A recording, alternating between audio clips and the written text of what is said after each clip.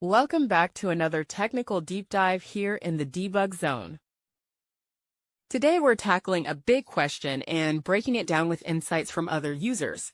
Hopefully this clears up some misconceptions and helps you get the answer you need.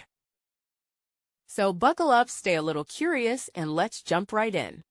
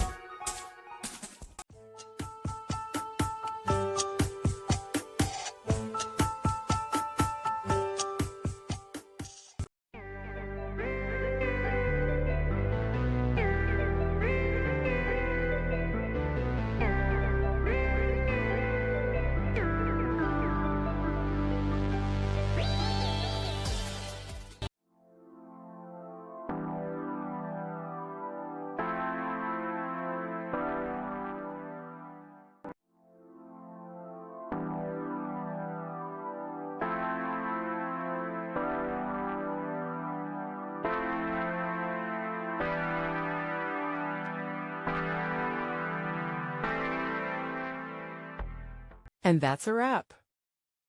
I hope you found the answer you were looking for. If you did, take a second to hit that subscribe button. It really helps out. And let me know in the comments which solution worked best for you. See you next time in the debug zone.